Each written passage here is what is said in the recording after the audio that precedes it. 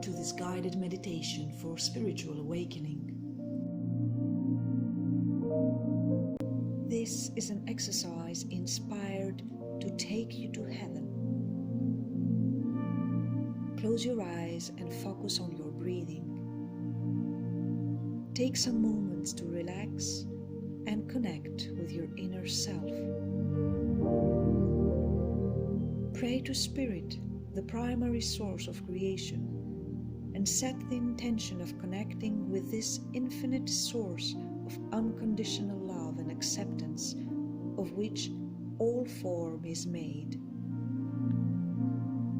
Imagine falling asleep on a big wooden bed in the middle of a green field.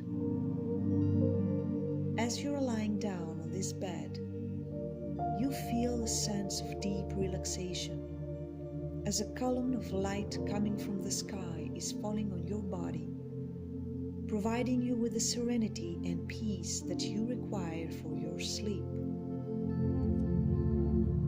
As you merge to your sleep, you get a sensation of a loving being that appears from the mist around you. Your bed is melting away, and you are seized and found in space. The loving being smiles at you, and you say, "We're flying through space at a terrific speed, and we have already left the Earth behind us. I do not question the being who is carrying me." The being says, "This is the same star you saw between the clouds when you had left home for the last time.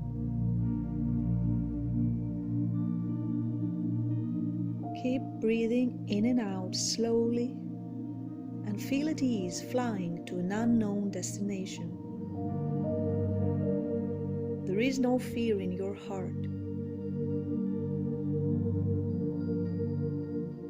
You are now speeding through unknown regions of space. You are losing sight of the constellations familiar to you. You're reaching stars in the heavenly spaces whose light takes thousands of millions of years to reach the Earth. Suddenly, a strangely familiar and incredibly nostalgic feeling shook you to the very core. You caught sight of a sun. You know that it could not possibly be the sun that gives birth to Mother Earth, and that you are millions of miles away from that sun. But for some unknown reason, you recognize with every fiber of your being that it was precisely the same sun as the known one, its exact copy and twin. You can already distinguish the oceans, the outlines of the continents, and suddenly a strange feeling of some great and sacred jealousy blazed up in your heart. But never have you ceased to love your Earth, where you're taught to love with suffering and through suffering. You know not how to love otherwise. You think that you know no other love. You already stand on this other earth in the bright light of a sunny day, fair and beautiful as paradise.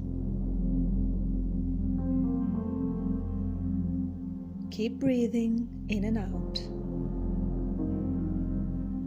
Everything is just as it is with your earth, except that everything seems to be bathed in the radiance of some public festival and of some great and holy triumph attained at last. The gentle emerald sea softly lapped the shore and kissed it with manifest, visible, almost conscious love. Tall, beautiful trees stood in all the glory of their green, luxuriant foliage, and their innumerable leaves welcome you with their soft, tender rustle, and seem to utter sweet words of love. Birds are flying in flocks through the air and, without being afraid of you, alighted on your shoulders, and hands and joyfully beat against you with their sweet, fluttering wings. And at last you see and come to know the people of this blessed earth. They come to you themselves. They surround you. They kiss you. Children of the sun, children of their own sun, how beautiful they are. Never on your earth had you beheld such beauty in man. Only perhaps in children, during the very first years of their lives, could one have found a remote, though faint, reflection of this beauty. The eyes of these happy people shine with a bright luster. Their faces are radiant with understanding and a serenity of mind that has reached its greatest fulfillment. Those faces are joyous. In the words and voices of these people, there is a childlike gladness. At the first glance at their faces, you both understand it all. Your soul and your mind now understand that this is an earth unstained by the ego mind, inhabited by people who are laughing happily, coming around you, overwhelming you with their caresses. They take you home with them. They ask you no questions, but seem to know everything already, and they long to remove every trace of suffering from your face as soon as possible.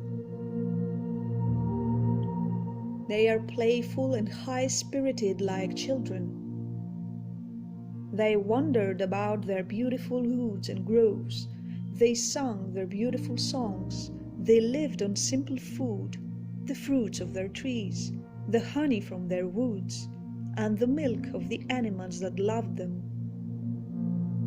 To obtain their food and clothes, they did not work very hard or long.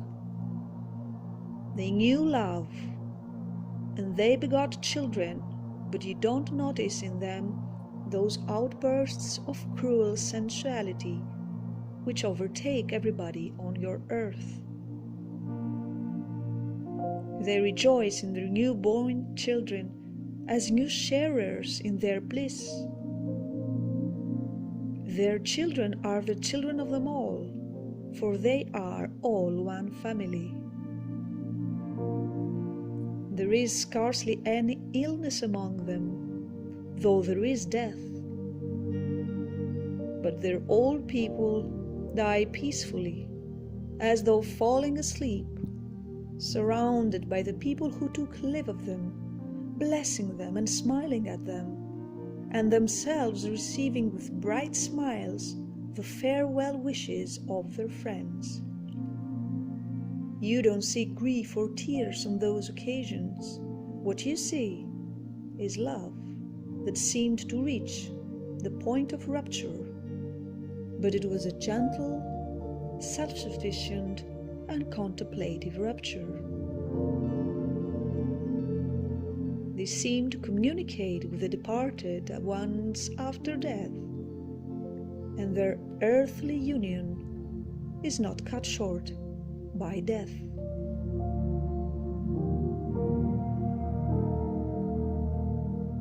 Come back to your breathing. Feel your physical vessel again, and with a sudden move of your eyelids, come back to your physical body.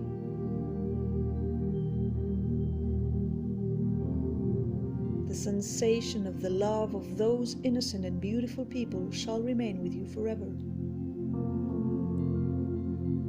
You can feel that their love is flowing out to you from over there, now and at any time. You have seen them yourself. You have known them and been convinced.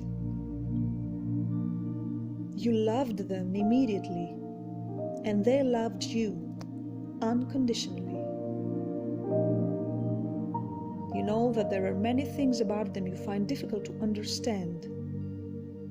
They gave you the impression that their knowledge is derived from deep within and fostered by an emotion other than the ones to which you are accustomed on earth, yet somehow familiar.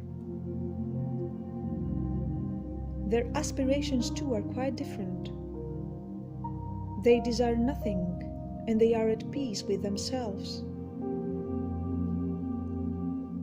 They do not strive to gain knowledge of life, because their lives are full, and their knowledge is higher and deeper than the knowledge we derive from science, as they know how to live without science. They pointed out their trees to you, and you tried to understand the intense love with which they looked on them. It was as though they were talking with beings like themselves. They looked upon all nature like that, the animals which lived peaceably with them and did not attack them, but loved them, conquered by their love for them. They pointed out the stars to you, and in some curious way they communed with the stars and the heavens, not only in thought, but in some actual living way. They had no specific religions, but instead they had a certain knowledge that when their earthly joy had reached the limits imposed upon it by nature, they, both the living and the dead, would reach a state of still closer communion with the universe at large.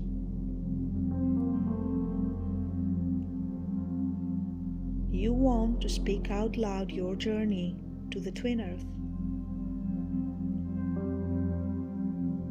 Everyone will assure you now that this was a sensation that arose in your feverish heart, and that you invented all these details yourself. But the real shapes and forms of your journey give you the right to believe that it all did happen. This is the world that we're consciously creating on earth through unconditionally embracing the divine within. This is the dream of a ridiculous human, the dream of a brave soul. You know that the One is the One since the beginning of time.